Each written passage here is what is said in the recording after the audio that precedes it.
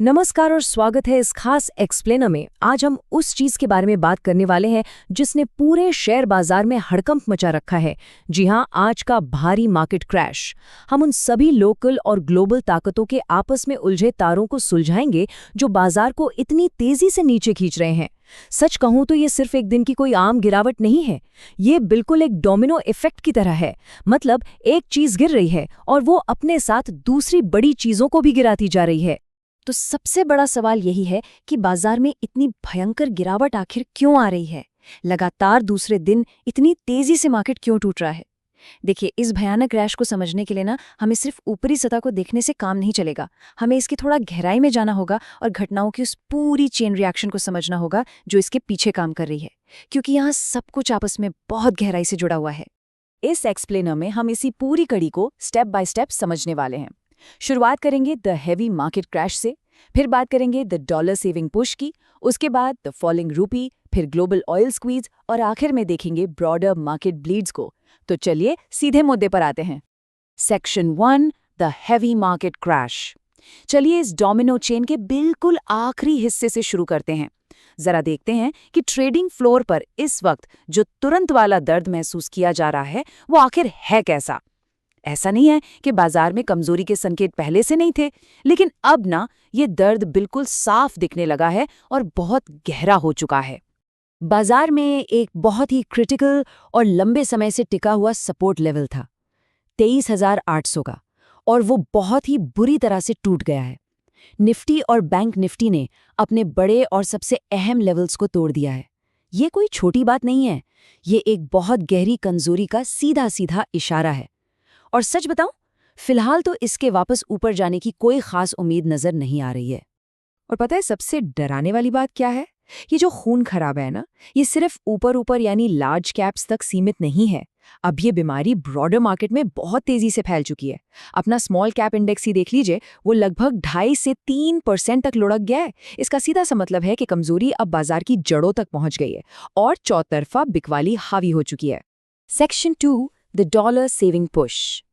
अब सवाल यह है कि इस अचानक फैले पैनिक बटन को किसने दबाया? खैर, इसका जवाब हमें सरकार के सबसे ऊंचे स्तर से मिले एक बहुत ही असामान्य और जल्दबाजी वाले सिग्नल में मिलता है।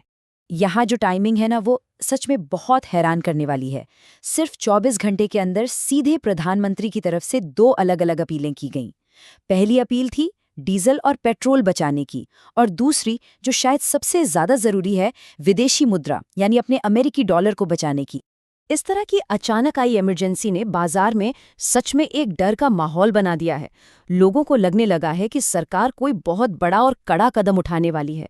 मतलब विदेशी मुद्रा भंडार को बचाने के लिए कुछ भी हो सकता है, जैसे कच्चे तेल का इंपोर्ट कम करना, विदेशी यात्राओं पर रोक लगाना, महंगे ब्रांडेड सामानों के इंपोर्ट पर पाबंदी, या शायद 1 साल के लिए सोने के आयात पर पूरी तरह से बैन।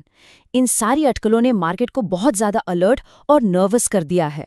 सेक्शन 3, द फॉलिंग रूपी। अब ये जो डॉलर बचाने की बेकरारी है ना, इसका सीधा कनेक्शन हमारी अपनी करेंसी के तेजी से गिरने से है। तो आइए जरा समझते हैं कि अपने रुपए के साथ असल में हो क्या रहा है और ये पूरी अर्थव्यवस्था के लिए सिर दर्द क्यों बन गया है। तो यहाँ सबसे ध्यान देने वाली बात यह है कि हमारा रुपया लगातार गोते लगा रहा है। सिर्फ इस साल में ही रुपया 3% गिर चुका है और डॉलर के मुकाबले 96 यानी 96 के करीब पहुंचने की कोशिश कर रहा है। इसे थोड़ा ऐसे समझिए, आमतौर पर एक पूरे साल में रुपया मुश्किल से 4% गिरता है, लेकिन अभी तो आधा साल भी नहीं बीता है और 3% की गिरावट पहले ही हो चुकी है। ये वाकई में एक बड़ी खतरे की घंटी है। और रुपए की इस हालत को आग में घी डालने का काम कर रहे हैं हमारे फॉरेन इंस्टीट्यूशनल इन्वेस्टर्स यानी FIIs। उनकी तरफ से जो भारी बिकवाली हो रही है वो डराने वाली है। उन्होंने पिछले सिर्फ 48 घंटों में, जी हां, सिर्फ 2 दिनों में 10,000 करोड़ रुपए से ज्यादा मार्केट से निकाल लिए हैं। ये बहुत ही अग्रेसिव बिकवाली है जो भारतीय बाजारों से पैसा पूरी ताकत से बाहर खींच रही है। अब ये सब मिलकर एक बड़ा ही खतरनाक दुष्चक्र या कहें तो एक विशियस साइकिल बना देते हैं। होता क्या है, विदेशी इन्वेस्टर्स अपने भारतीय शेयर बेचते हैं, बदले में उन्हें मिलते हैं रुपये। फिर वो उन्हीं रुपयों से वापस अमेरिकी डॉलर खरीदते हैं। अब डॉलर की इतनी भारी डिमांड से डॉलर तो मजबूत हो जाता है, लेकिन हमारा रुपया और भी ज्यादा नीचे गिर जाता है।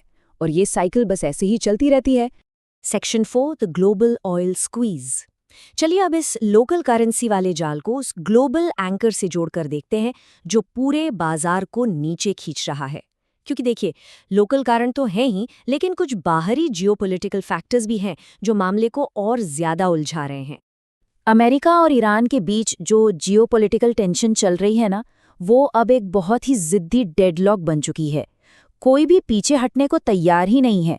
दोनों अपनी अपनी जिद पर अड़े हैं और इस अड़ियल रवैये का नतीजा ग्लोबल मार्केट में कच्चे तेल की कीमतें बहुत लंबे समय से ऊपर ही अटकी हुई हैं, जिसे हम मार्केट की भाषा में हायर फॉर लॉन्गर कहते हैं। यहाँ पर एक बहुत ही दिलचस्प तुलना सामने आती है। जब तेल $105 से बढ़कर $160 होता है ना, तो ग्लोबल मार्केट्स को कोई खास फर्क नहीं पड़ता। वो बिल्कुल शांत रहते हैं। उनके लिए ये कोई बड़ी बात है ही नहीं। लेकिन वही जरा सा उछाल हमारे घरेलू बाजारों में पूरी तरह से पैनिक ला देता है। अब सोचने वाली बात है कि दुनिया इतनी रिलैक्स है और हमारे यहाँ इतनी घबराहट क्यों है? इसका एकदम सीधा सा जवाब है द डबल ब्लो, यानी दोहरी मार। देखिए, एक तो महंगा होता हुआ इंटरनेशनल ऑयल, जिसे खरीदने के लिए हमें और ज्यादा डॉलर चाहिए, और ऊपर से उन डॉलर्स को खरीदने के लिए हमें अपने तेजी से कमजोर होते रुपए चुकाने पड़ रहे हैं। मतलब जहां पहले $1 में ज्यादा तेल आ जाता था, अब उसी तेल के लिए ज्यादा डॉलर चाहिए और हर डॉलर के लिए और भी ज्यादा रुपए देने पड़ रहे हैं। ये एक ऐसी दोहरी मार है जिसने अर्थव्यवस्था को हिला कर रख दिया है।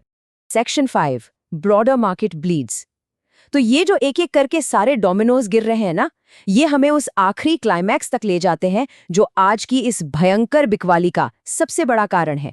अल्टीमेट फियर, यानी सबसे बड़ा डर। इन्वेस्टर्स अब सिर्फ 1-2 शेयरों या किसी खास सेक्टर को नहीं देख रहे हैं। वो इस बात से सहम गए हैं कि शायद पूरे देश की नेशनल बैलेंस शीट ही बिगड़ रही है। अब मैक्रो इकोनॉमिक चिंताएं मार्केट पर पूरी तरह से हावी हो चुकी हैं।